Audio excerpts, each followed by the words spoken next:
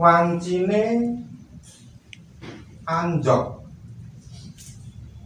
ing tanggal 17 Agustus batin tan bisa dikunjara kekitran kekejer asung pamuji pring raharjaning negeri rakyat tansah klungsu ayo padha wudu rakyat tansah biting ayo padha ngeling-eling marang tandang grayange mbah-mbahmu ya para satyan negara sing wis kondur merga ndepani utah rae salujuk. Oh iya boleh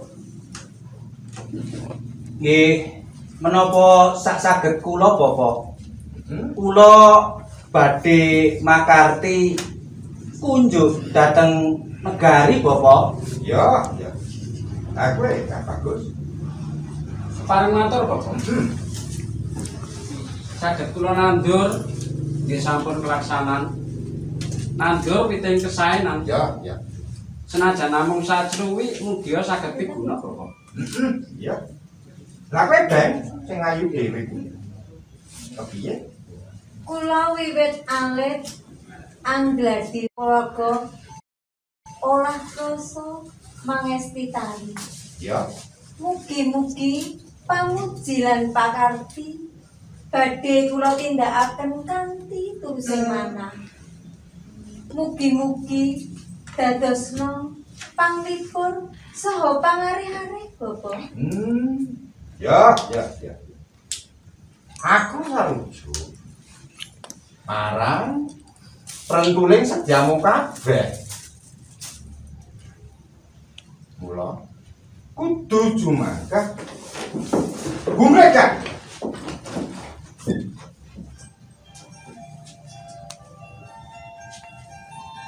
mikol keringet nyangkeng sumarah gembol bebungah murid raharjaning nagari lan sasami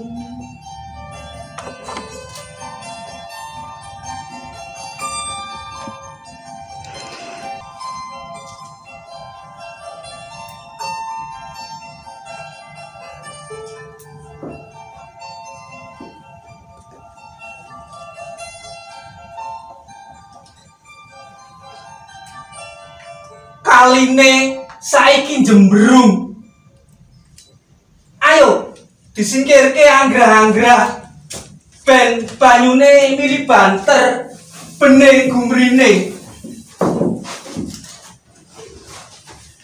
Sampai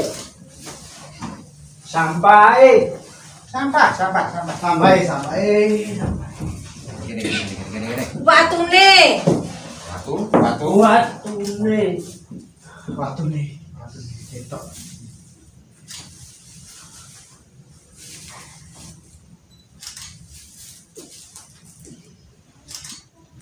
water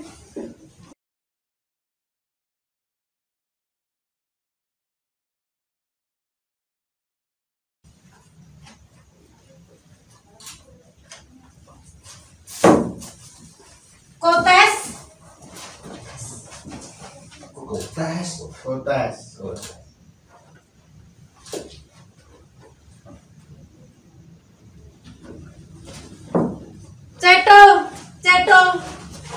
Jedul.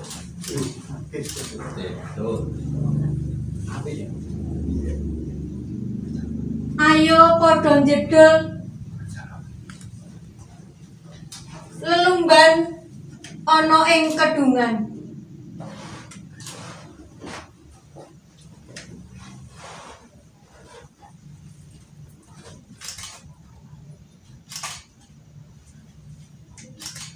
Kok kelingan? Umure kali kuwi wis pirang abad. Ayo. Padha di rumah diresiki. Ing tembe bisa nguripi lan lipurati.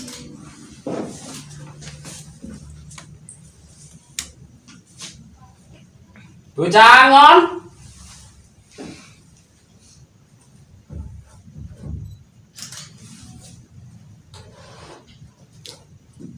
Bocah adus.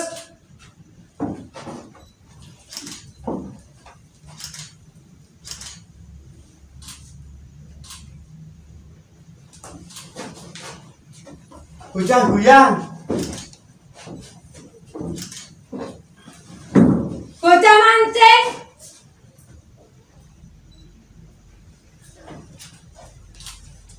Dulu banyu bening. Kangkung ngerembuyung. Desaku Kaliku. Dalanku. Omahku. rasa takon. Sopo sing gawe reget? Langsung diresiki wae. Ben aman dilewati pawongan. Ben asri dinulu.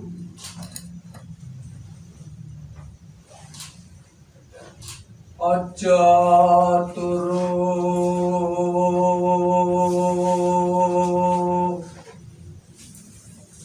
sore kaki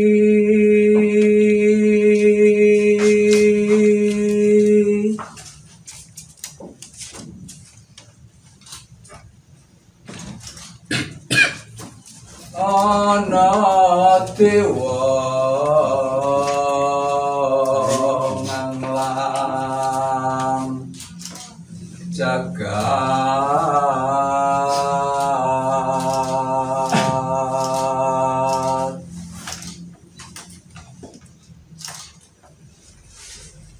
nyangking pokok kencanane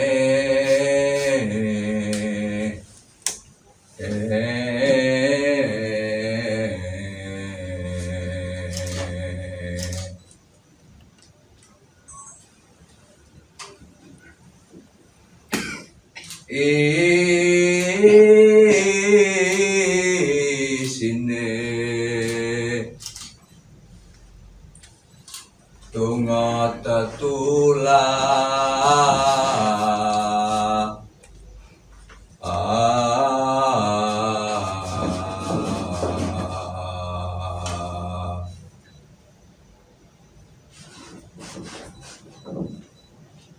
sandang lawan pangan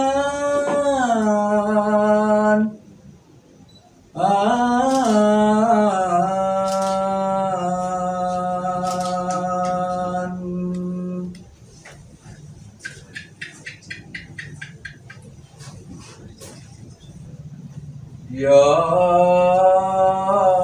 iku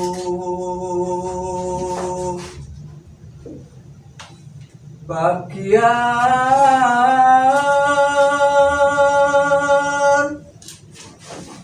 nipun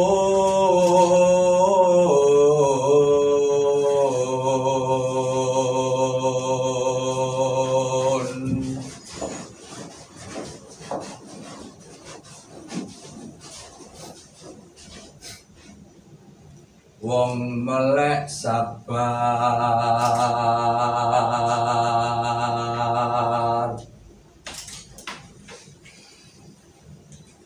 narimo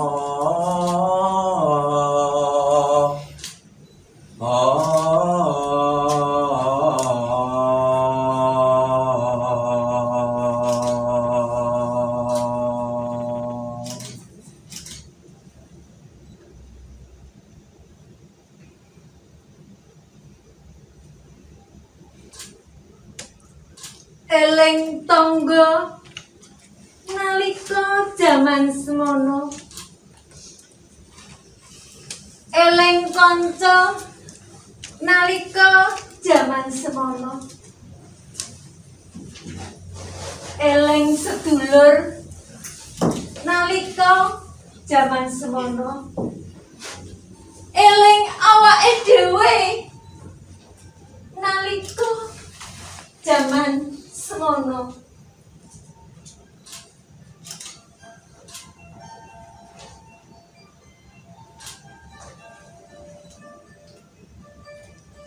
Godhong jati.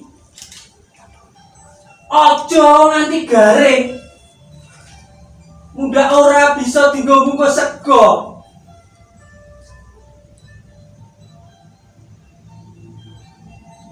Godhong gedang. Aja nganti garing. Mundak dadi klaras. Ora iso dienggo mincuk jeneng lemu. Godhong nangka aja nunggu garing. Kareben iso nggo kuluk renteng. Pepaesane bocah-bocah kae. Godhong rambil aja nunggu garing.